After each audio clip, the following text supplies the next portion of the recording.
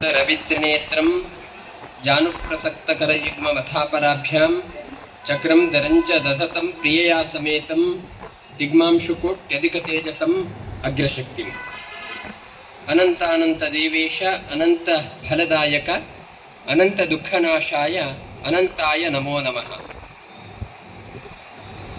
ನನ್ನ ಪೂರ್ವಾಶ್ರಮದ ಹುಟ್ಟೂರಾದ ಎಳ್ಳಾರೆ, ಹೆಬ್ರಿ ಮತ್ತು ಪೆರಡೂರು ಈ ಮೂರು ದೇವತೆಗಳ ಸನ್ನಿಧಾನಕ್ಕೆ ಒಂದು ಅವಿನಾಭಾವವಾದ ಸಂಬಂಧ ಇದೆ. ಒಂದು ರೀತಿಯಲ್ಲಿ ಅಣ್ಣ ತಮ್ಮಂದಿರು ಅಂತ ಹೇಳ್ತಾರೆ, ಯಾಕೆಂದರೆ ಒಂದೇ ಶಿಲೆಯಲ್ಲಿ ಕೆತ್ತಿದ ಮೂರು ಪ್ರತಿಮೆಗಳು. ಹಾಗಾಗಿ ಈ ಮೂರು ದೇವಸ್ಥಾನಕ್ಕೂ ಅವಿನಾಭಾವವಾದ ಸಂಬಂಧ ಇದೆ. ಪ್ರಾಯಃ ಉತ್ಸವದ ಸಂದರ್ಭದಲ್ಲಿ ನಾನು ಪೂರ್ವಾಶ್ರಮದಲ್ಲಿ ಇದ್ದಾಗ ಇಲ್ಲಿಗೆ ಬರ್ತಾ ಇದ್ದೆ. ನನಗೆ ತುಂಬ ಪ್ರೀತಿ ಪಾತ್ರವಾದ ಸ್ಥಳ ಇದು. ಆಶ್ರಮದ ನಂತರ ಒಂದಷ್ಟು ಸಲ ಬಂದಿದ್ದರೂ ಕೂಡ ಇವತ್ತು ನಮ್ಮ ಐತಾಳ ಮುತ್ತುರ್ಮ ಐತಾಳ ಕುಟುಂಬದ ಅನಂತ ಪದ್ಮನಾಭ ಐತಾಳರು ಮತ್ತು ಅವರ ತಮ್ಮಂದಿರು ಅವರ ಅಮ್ಮನನ್ನು ಮುಂದಿಟ್ಟುಕೊಂಡು ಎಲ್ಲರೂ ಸೇರಿ ಒಂದು ಅತ್ಯಪೂರ್ವವಾಗಿರತಕ್ಕಂತಹ ರಾಶಿ ಪೂಜೆಯನ್ನು ಅನಂತ ಪದ್ಮನಾಭ ದೇವರಿಗೆ ಸಮರ್ಪಣೆ ಮಾಡಬೇಕು ಅಂತ ಸಂಕಲ್ಪ ಮಾಡಿದ್ದಾರೆ. ಒಂದು ಪುರಂದರದಾಸರ ಹಾಡು ಇದೆ, ಸಕಲ ಗ್ರಹ ಬಲ ನೀನೆ ಸರಸಿಜಾಕ್ಷ ಅಂತ. ಎಲ್ಲ ಗ್ರಹಗಳಿಗೆ ಬಲ ತುಂಬುವವನು ಭಗವಂತ ಅಂತ.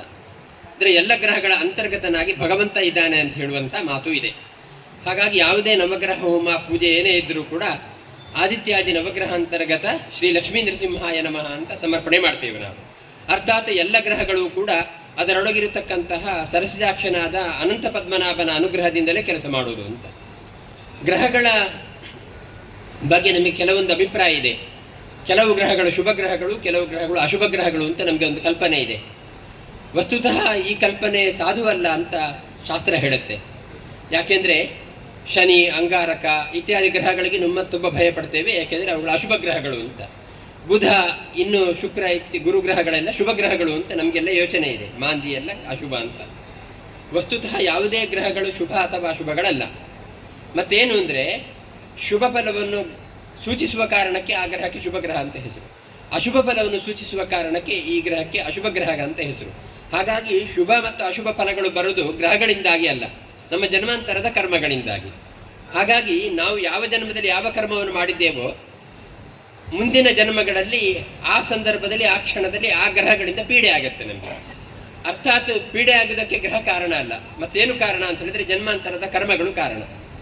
ಹಾಗಾಗಿ ಭಗವಂತ ಕೃಷ್ಣ ಗೀತೆಯಲ್ಲಿ ಹೇಳ್ತಾನೆ, ನಹಿ ಕಲ್ಯಾಣ ಕೃತ್ ಕಶ್ಚಿತ್ ದುರ್ಗತಿಂ ತಾತ ಗಚ್ಚತಿ ಅಂತ. ಯಾವತ್ತೂ ಕೂಡ ಮಂಗಲ ಕೆಲಸವನ್ನು ಮಾಡಿದವರಿಗೆ ಕೆಟ್ಟದಾಗೋದೇ ಇಲ್ಲಂತೆ. ಅಕಸ್ಮಾತ್ ನಮಗೆ ಒಳ್ಳೆಯ ಕೆಲಸ ಮಾಡಿ ಕೆಟ್ಟದಾಗಿದೆ, ಕೆಟ್ಟವರು ಕೂಡ ಒಳ್ಳೆಯದಾಗಿ ಮೆರೀತಿದ್ದಾರೆ ಅಂತ ಹೇಳಿದರೆ ಅದು ಈ ಜನ್ಮದ ಫಲ ಅಲ್ಲ. ಯಾವುದೋ ಜನ್ಮಾಂತರದ ಕರ್ಮಗಳ ರಾಶಿ, ಒಳ್ಳೆಯ ಕೆಲಸ ಮಾಡಿದ ಕರ್ಮದ ಪುಣ್ಯದ ಫಲ ಒಂದು ರಾಶಿ ಇದ್ದರೆ ಈ ಜನ್ಮದಲ್ಲಿ ಕೆಟ್ಟದ್ದು ಮಾಡಿದ ಕೂಡ ಜನ್ಮಾಂತರದ ಕರ್ಮಗಳ ಫಲ ಎಂಬುದು ಅವನಿಗೆ ಬ್ಯಾಕ್ಗ್ರೌಂಡಲ್ಲಿ ಇರುವುದರಿಂದ ಅವನು ಚೆನ್ನಾಗಿರ್ತಾನೆ. ಎಷ್ಟೋ ಸಲ ಈ ಜನ್ಮದಲ್ಲಿ ಕಷ್ಟಪಡ್ತಾನೆ ಅಂತ ಹೇಳಿದರೆ ಜನ್ಮಾಂತರದಲ್ಲಿ ಮಾಡಿದ ಯಾವುದೋ ಕಷ್ಟದ ಕರ್ಮದ ಫಲ ಅಷ್ಟೇ ಹೊರತು ಈ ಜನ್ಮದಲ್ಲಿ ಒಳ್ಳೆಯ ಕೆಲಸ ಮಾಡಿದವನು ಕೆಟ್ಟದಾಗತ್ತೆ ಅಂತ ಇಲ್ಲ. ಆದರೆ ಅದು ಜನ್ಮಾಂತರದ ಕರ್ಮದ ಫಲ. ಹಾಗಾಗಿ ನಾವೇನು ಮಾಡಬೇಕು ಅಂತ ಹೇಳಿದರೆ, ಮುಂದೆ ಆದರೂ ನಾವು ಚೆನ್ನಾಗಿರಬೇಕು ಅಂದರೆ ನಮ್ಮ ಜೀವನದಲ್ಲಿ ಆದಷ್ಟು ಒಳ್ಳೆಯ ಕೆಲಸಗಳನ್ನು ಮಾಡ್ಕೊಂಡು ಬರಬೇಕಂತೆ. ಅದರಲ್ಲಿಯೂ ಕೂಡ ರಾಶಿಗಳು ಗ್ರಹಗಳ ಫಲಕ್ಕೆ ಅಭಿಸೂಚಕ. ಆದ್ದರಿಂದ ರಾಶಿಗಳಿಗೆ ಗೌರವ ಮಾಡುವುದು ಅಂದರೆ ರಾಶಿಗಳ ಒಳೆಯನಾಗಿರತಕ್ಕಂಥ ಭಗವಂತನಿಗೆ ಅನಂತ ಪದ್ಮನಾಭಿಗೆ ಗೌರವ ಮಾಡುವಂತೆ ಅರ್ಥ. ಹಾಗಾಗಿ ದ್ವಾದಶ ರಾಶಿಗಳು ಏನಿದಾವೋ ಆಯಾಯ ರಾಶಿಗಳಿಗೆ ಒಂದು ಚಕ್ರದಲ್ಲಿ ಸಂಬಂಧಪಟ್ಟ ಹಾಗೆ 2 ಗಂಟೆಗಳ ಕಾಲ ಪೂಜೆ ನಡೆಯಬೇಕು. ಹಾಗಾಗಿ 24 ಗಂಟೆ ನಡೆಯುವಂಥ ಒಂದು ಪೂಜೆ ಇದು, ಮತ್ತು ಅತ್ಯಂತ ವಿಶಿಷ್ಟವಾದ ರೀತಿಯ ಪೂಜೆ. ಈ ಪೂಜೆಯ ಮಧ್ಯದಲ್ಲಿ ಅಷ್ಟಾವಧಾನ ಸೇವೆಗಳು ಇದೆಲ್ಲ ವಿಶಿಷ್ಟ ಸೇವೆಗಳನ್ನು ಮಾಡ್ತಾರೆ, ಮತ್ತು ತುಂಬ ಖರ್ಚು ಇರುವಂಥ ಒಂದು ಸೇವೆ. ಆದರೆ ಏನು ಅಂದರೆ ಎಲ್ಲ ಗ್ರಹಗಳ ಮಧ್ಯದಲ್ಲಿರ್ತಕ್ಕಂಥ ರಾಶ್ಯಾಧಿಪತಿಯಾಗಿರತಕ್ಕಂಥ ದೇವತೆ ಯಾರಿದ್ದಾನೋ ಭಗವಂತ ನರಸಿಂಹ ಅಥವಾ ಪದ್ಮನಾಭ, ಅವನು ವಿಶೇಷವಾದ ಅನುಗ್ರಹ ಮಾಡುವಂಥ ಕಾಲ ಇದಾದ್ರಿಂದ ಈ ಪೂಜೆಗೆ ಬಹಳ ಮಹತ್ವವನ್ನು ಕೊಟ್ಟಿದ್ದಾರೆ ಪ್ರಾಚೀನರು. ಈ ಪೂಜೆ ಮಾಡೋದ್ರಿಂದ ತುಂಬ ವಿಶಿಷ್ಟವಾದ ಫಲ ಬರುತ್ತೆ ಅಂತ ಪ್ರಾಚೀನರು ಹೇಳಿರೋದ್ರಿಂದ ಇದಕ್ಕೊಂದು ವಿಶಿಷ್ಟವಾದ ಸ್ಥಾನಮಾನ ಇದೆ. ಹಾಗೆಂತ ಎಲ್ಲರೂ ಮಾಡ್ತಾರೆ ಅಂತ ಅಲ್ಲ, ಒಂದು ವಿಶೇಷವಾದ ಖರ್ಚು. ಇನ್ನೊಂದಷ್ಟು ಮಂದಿಗೆ ಇದರ ಪರಿಚಯನೇ ಇಲ್ಲದೆ ಇರುವುದರಿಂದ ಎಲ್ಲರೂ ಇದನ್ನು ಮಾಡ್ತಾರೆ ಅಂತ ಅಲ್ಲ, ಮಾಡಬೇಕಾದ್ರೆ ಜನ್ಮಾಂತರದ ಪುಣ್ಯದ ಭಾಗಗಳು ಬೇಕು ಅಂತ ಅರ್ಥ. ಪ್ರಾಯಃ ಅನಂತ ಪದ್ಮನಾಭ ಐತಾಳ ಕುಟುಂಬಕ್ಕೆ ಅವರು ಇದೇ ಊರಿನವರು ಆದ್ರಿಂದ ಮತ್ತು ಈ ಅನಂತ ಪದ್ಮನಾಭ ತುಂಬ ವಿಶಿಷ್ಟವಾದ ಅನುಗ್ರಹವನ್ನು ಮಾಡುವವನಾದ್ರಿಂದ ಇಲ್ಲಿ ಬೇರೆ ಬೇರೆ ರೀತಿಯ ಹರಕೆಗಳು, ಅದರಲ್ಲಿ 1000 ಬಾಳೆಹಣ್ಣಿನ ಹರಕೆ ಇರ್ಬೋದು, ಮಧುಮಕ್ಕಳ ದಿವಸ ಇರ್ಬೋದು, ಮಕರ ಸಂಕ್ರಮಣ ಸ್ವರ್ಣ ಸಂಕ್ರಮಣದ ದಿವಸ ಮಧುಮಕ್ಕಳು ರಾಶಿ ರಾಶಿ ಇಲ್ಲಿ ನಿಂತಿರ್ತಾರೆ. ನಾವೆಲ್ಲ ಚಿಕ್ಕದಿರ್ಬೇಕಾದ್ರೆ ಅಷ್ಟೆಲ್ಲ ಅದರ ಬಗ್ಗೆ ಪರಿಚಯ ಇರಲಿಲ್ಲ ಜನಗಳಿಗೆ. ಈಗ ತುಂಬಾ ಪರಿಚಯ ಇರುವುದರಿಂದ ತುಂಬಾ ಜನ ರಾಶಿ ಜನಗಳು ಬರ್ತಾರೆ.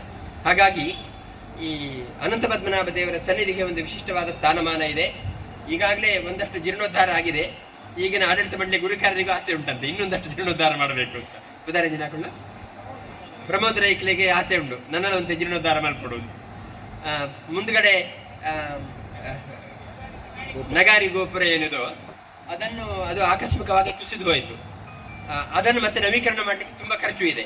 ಆದರೆ ಮಾಡಬೇಕು ಅಂತ ಹೇಳುವ ಸಂಕಲ್ಪ ಇರೋದ್ರಿಂದ ಪ್ರಾಯ ಇದನ್ನು ಕೂಡ ಭಗವಂತ ಬೇಗ ಮಾಡಿಸಿಕೊಂಡು ದೇವಸ್ಥಾನಕ್ಕೆ ಹೊಸ ಚೈತನ್ಯವನ್ನು ಕೊಡಬೇಕು ಅಂತ ಭಗವಂತನ ಸಂಕಲ್ಪ ಇದ್ದಿರಬೇಕು. ಮೊದಲಗಡೆ ಇರುವ ಗೋಪುರ ಅದು ಸ್ವಾಗತ ಗೋಪುರವಾಗಿ ಪರಿವರ್ತನೆ ಆಗಬೇಕು.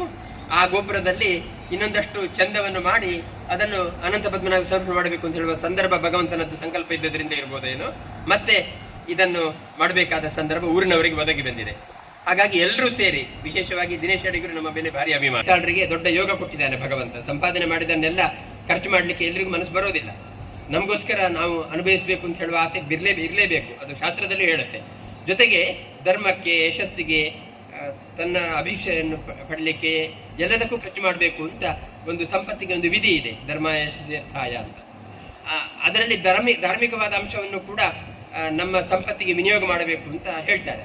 ಹಾಗಾಗಿ ಸಂಪತ್ತಿನ ವಿನಿಯೋಗವನ್ನು ಈ ಅನಂತ ಪದ್ಮನಾಭ ಐತಾಳ ಮತ್ತು ಅವರ ತಮ್ಮಂದಿರು ಎಲ್ಲ ಸೇರಿ ಒಂದು ರಾಶಿ ಪೂಜೆಯನ್ನು ಮಾಡಬೇಕು ಅಂತ ಹೇಳುವ ಸಂಕಲ್ಪಕ್ಕೆ ಪೂರ್ವಭಾವಿಯಾಗಿ ಇವತ್ತು ಅನೇಕ ಪ್ರಾಯಶ್ಚಿತ್ತ ಹೋಮಗಳು ಇದೆಲ್ಲ ನಡೀತಾ ಇದೆ. ನಾಳೆ ಮತ್ತೆ ಪ್ರಧಾನ ಕಾರ್ಯಕ್ರಮಗಳು ನಾಳೆ ನಡೆಯುತ್ತಿದೆ. ಎಲ್ಲವೂ ಕೂಡ ನಿರ್ವಿಘ್ನವಾಗಿ ನಡೆದು ಈ ಕುಟುಂಬಕ್ಕೆ ಏನು ಭಗವಂತ ಕೊಡಬೇಕು ಅಂತ ಸಂಕಲ್ಪ ಮಾಡಿದೆ ಅದನ್ನೆಲ್ಲ ಒಳ್ಳೆಯ ಫಲಗಳನ್ನು ಕೈತುಂಬಿ ಕೊಟ್ಟು ರಾಶಿಯಾಗಿ ಕೊಟ್ಟು ಅನಂತ ಪದ್ಮನಾಭ ಪೂರ್ಣ ಅನುಗ್ರಹ ಮಾಡಲಿ.